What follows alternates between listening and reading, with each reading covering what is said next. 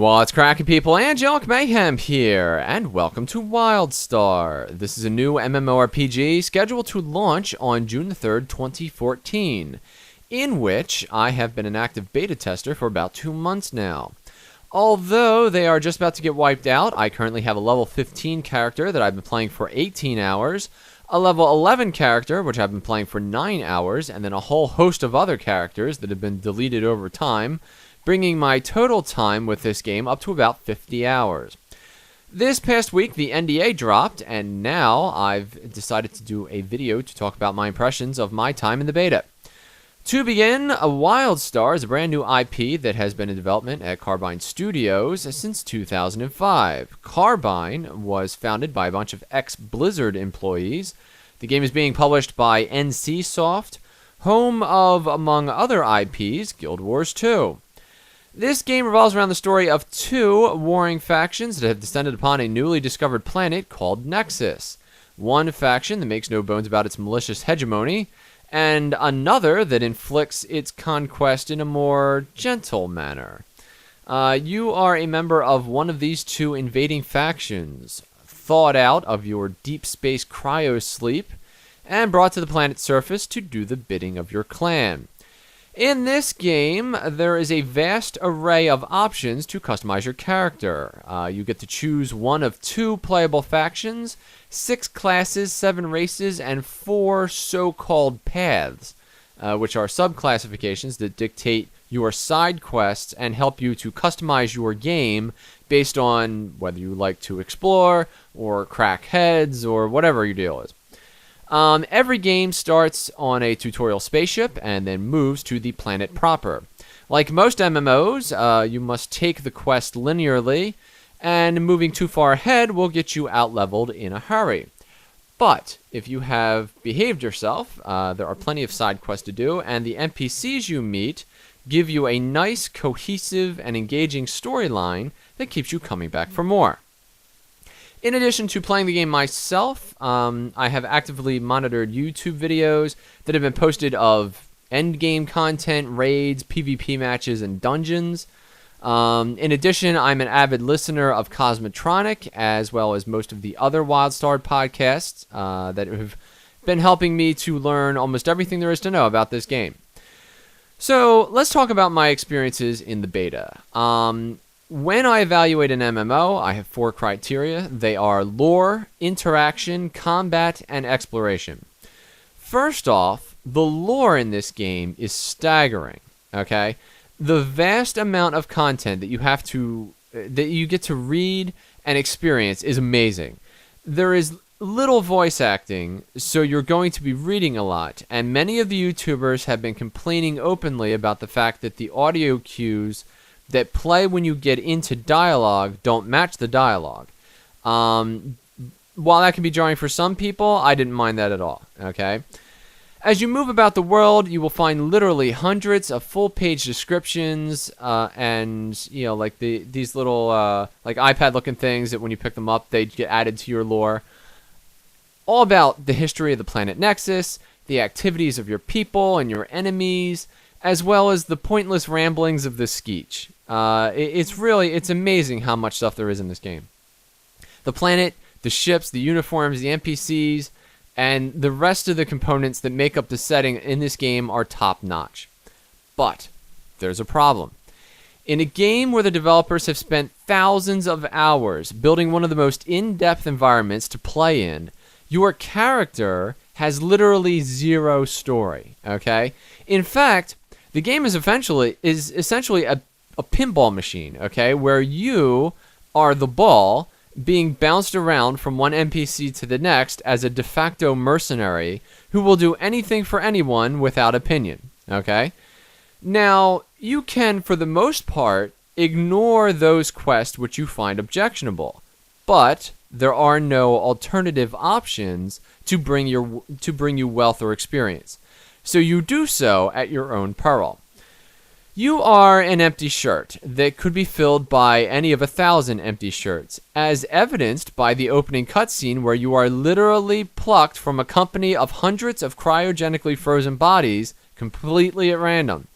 And the game is always reminding you that the faction is king and you are just a serf.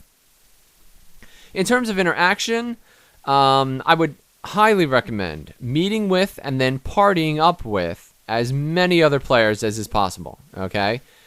I have played this game alone on a Tuesday afternoon when the servers first come up, and I have played this game on a Saturday during a full-on beta stress test, and I would advise you to always have other people on hand, okay? This game is achingly slow when you have no one else to back you up.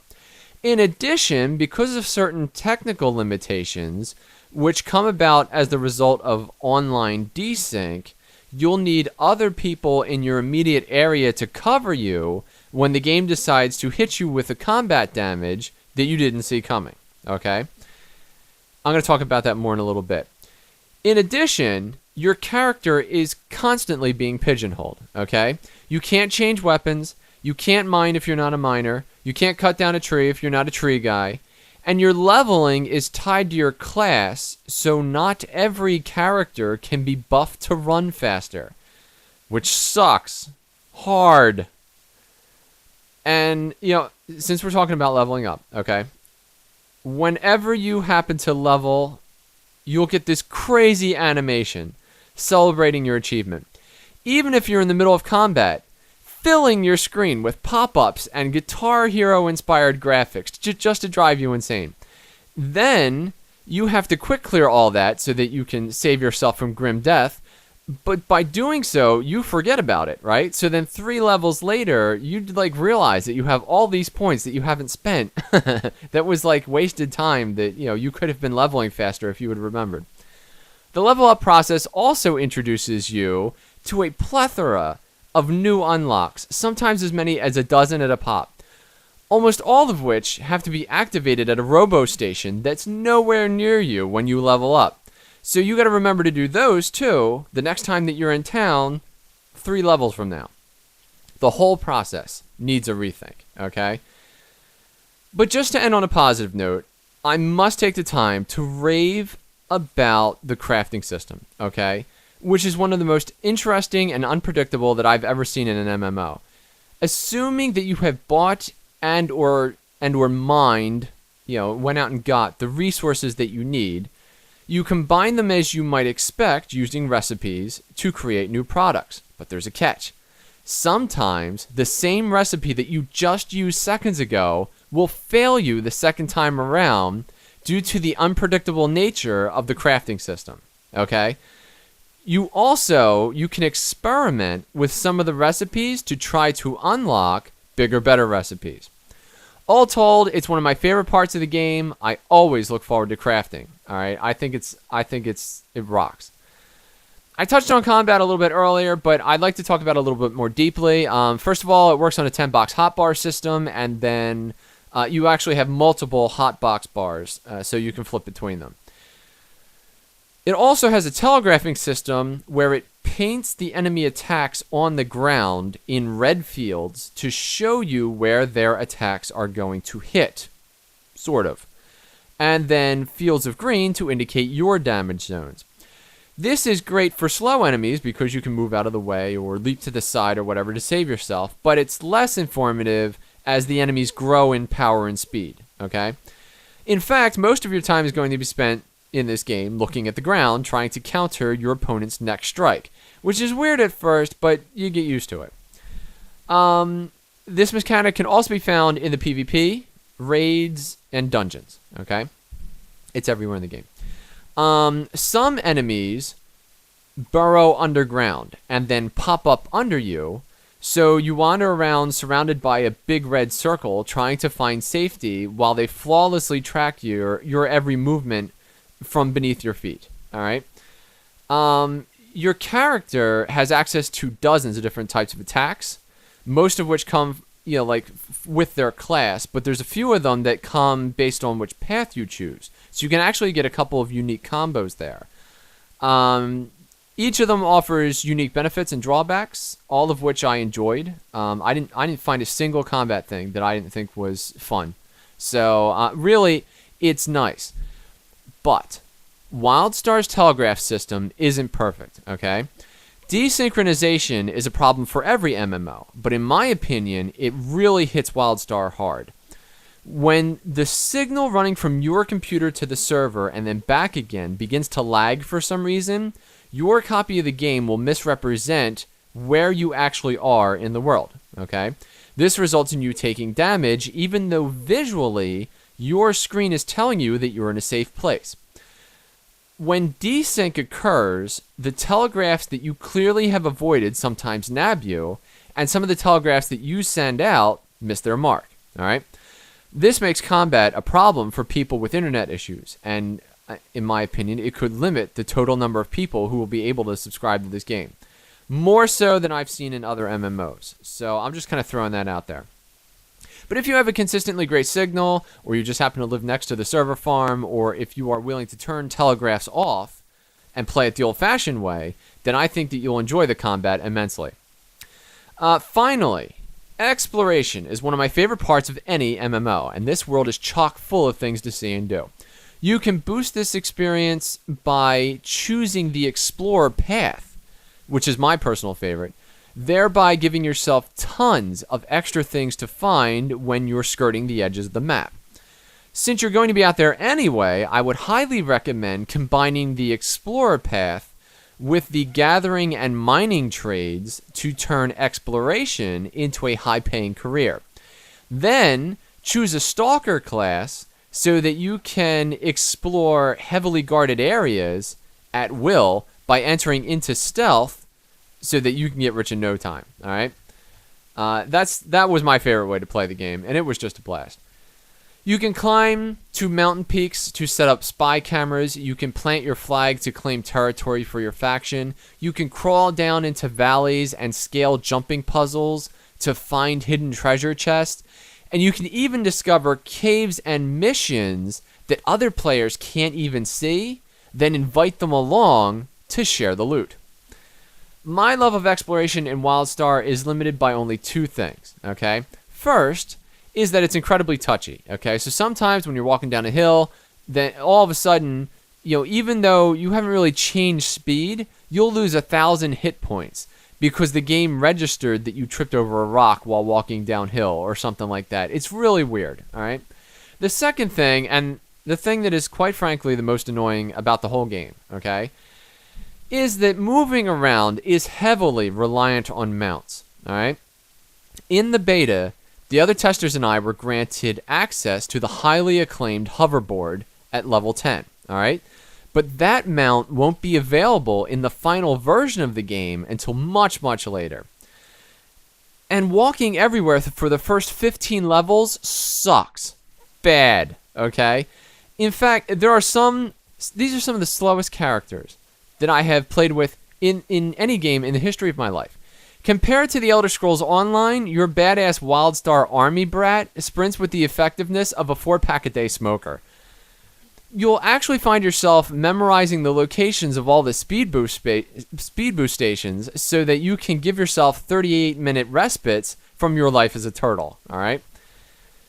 If you can get past those two things, which again, they might change in the beta, okay? So I'm just throwing that out there. But if you're into exploration, this game is a must-own, okay? So that concludes my thoughts on the game based on my time in the beta. However, I have one more concern, and it is this, okay? The price. This game is currently $60 for the box, all right? Plus $15 a month after the first 30 days, all right? And everyone that I've talked to about this, who is in the game now, has said the same thing, okay? Well, that's standard for the industry. And they're right, okay? It is. SWTOR, WoW, the Elder Scrolls, they all have the same revenue system, all right? But these are all established IPs. Elder Scrolls is marking its 20-year anniversary with its launch. Star Wars has been around since the 1970s, and WoW launched a decade ago on the 10th anniversary of its first game, okay? Each of these games launched with millions of fans brought in from those successful franchises. Wildstar is brand new. There are a lot of people bragging about the lore, and as well they should be, okay? It's great. And if you love beautiful worlds and fun combat and exploration, then this game should be on your radar. But MMORPG is two things. It's an RPG and it's an MMO. Carbine has brought the RPG in spades, and I'm rooting for them 100% because I think they did a phenomenal job. But they also have to bring the MMO. They have to get people on the servers by the hundreds of thousands. And I'm worried that $60 up front, which is a total of $90 for the first 3 months of gameplay, mind you, all right, is going to scare people from buying into a game they've never seen or heard of, all right? So I posed this question to the guys and gals of the Wildstar podcast, Cosmotronic. I think Mitzvah said it best. He said, more or less, if you divide the cost of playing by the number of hours of fun that you'll have, MMOs in general are one of the best values that you can buy, all right? I agree with that, but I don't think everyone is going to get that. This game must have people. When no one else is around, this place is a ghost town, and combat is a chore. If YouTuber support and fanboy hype isn't enough to populate the servers the way they need to be populated, I'm really worried about the fate of this title. Will this game, one that prides itself on reinventing the industry standard, survive being sold at the industry standard? We'll have to see. With that being said, thank you for watching this video. I hope you enjoyed this video, and if you did, smash that like button, share it with your friends, and subscribe to my YouTube channel for more content like this in the future. I'm Angelic Mayhem, and I'll see you next time.